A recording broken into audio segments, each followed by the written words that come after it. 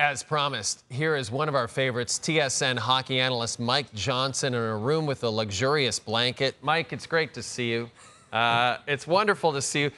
This is something. I want to start with a wild take from South Florida. Greg Cote, a writer for the Miami Herald, said, and I quote, "Connor McDavid is overrated." Boom!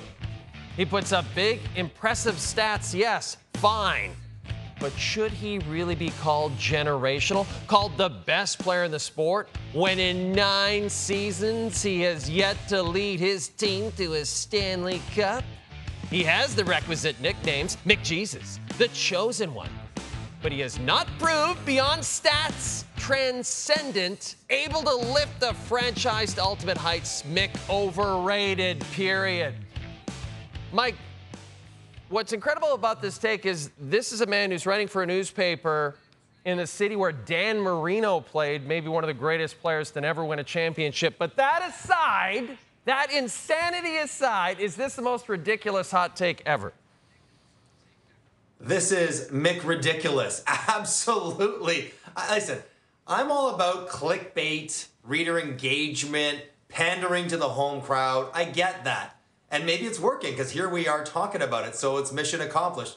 But like, if you know anything about hockey, and I'm assuming Greg might, you know that one player, no matter how great he is, cannot get it done and win a Stanley Cup on his own. Not McDavid, not anybody. But McDavid clearly is the greatest player in the game. He is generational. He's one of the best offensive players in the history of the game already. He has proven that beyond a shadow of a doubt. So, Greg, I'm sorry. This is preposterous, outrageous, ridiculous, and just flat out wrong. So I know the Miami crowd might eat it up going up against McDavid, but if you're a hockey writer, some point you're going to look back at this article, this headline, and say, that was not my finest journalistic moment, because this is just ridiculous and wrong.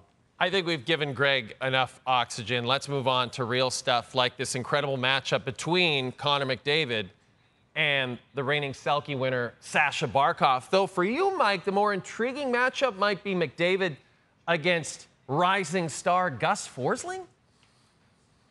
Yeah, Gustav, I like that. You know, listen, Barkov's the sexy one. Selke winner against McDavid, offensive catalyst.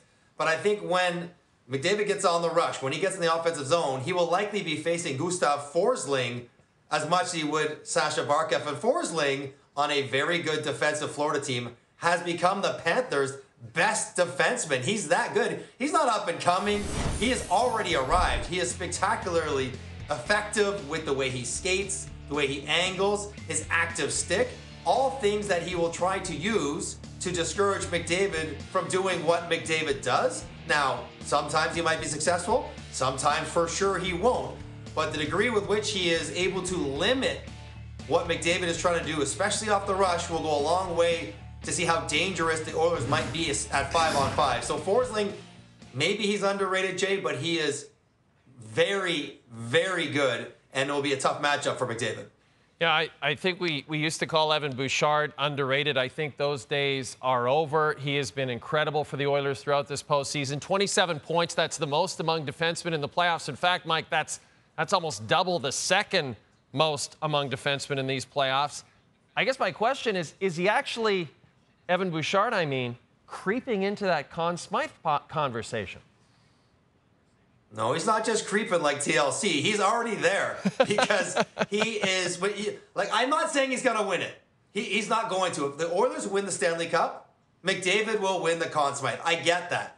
But if you look at the numbers and you look both the points, the goals, but the underlying numbers, expected goals, shot shares, expected goals against, all the stuff that measures what a defenseman's supposed to do well, Bouchard is off the charts good this playoff. So, yes, he does get to play with McDavid. He does get to go to the power play with those guys. But those guys also get to go on the ice with him. You cannot forget that as well. So, I could make a pretty compelling case that if the playoffs ended today, the right vote for Conn Smythe would be Bouchard.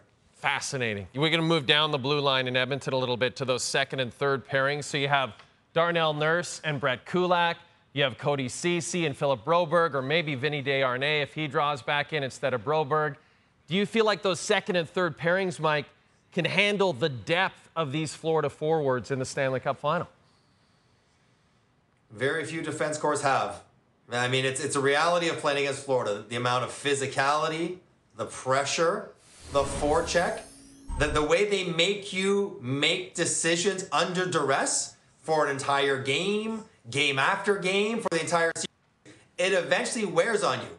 You have to be so good to deal with that and not make mistakes, not cough one up, not turn one over. It's just human nature. When you're under that much pressure, you don't have time and space, you're going to make mistakes, let alone a second and third pair who might not be as good at managing the puck, at moving out of your own end. Florida's entire goal will be pound those guys, make them eventually make a mistake that we can take advantage of, and that would be a concern if I'm the Oilers. So we know the Florida Panthers are in the Cup Final for a second straight year, and earlier in the show, Mike, we heard Chris Knobloch reference the Buffalo Bills and their repeated trips to the Super Bowl and lack of success. I guess my question for you, Mike, is do you think lack of success or experience in previous Stanley Cup Finals is a major factor in this series? I don't know if it's a major factor, but if you're asking me, I'd rather be on a team that has recently gone this far. Whether it's logistical stuff, Jay, like tickets and parents and families and friends and how to deal with that, or whether it's just dealing with the emotion, the anticipation, the nerves of being right there in the Stanley Cup Final. Whether you win or lose, I think you learn stuff by going through it. So it's an advantage. Now, I don't think it's going to be a differentiator in who's going to win or lose, but if you're asking me, would I rather have a team that's been there or not? I'd rather have one that's been there. All right, I'm going to put you on the spot now. Florida, Edmonton, Cup Final. I know you've got to pick. Who do you like, Mike Johnson? So for the record, in my preseason picks, I had the Oilers winning the Cup. So 8 months ago, and it feels wrong to go away from them now because I could be right from 8 months ago, and yet, given all the information I now have, I think Florida wins this series in 7 games. I love it. I love the idea of a long series. I'll say that. Chris Knobloch, if he were able to prove Mike wrong, would become the 8th head coach in NHL history to win the Cup after taking over midway through the season. He's been an amazing story.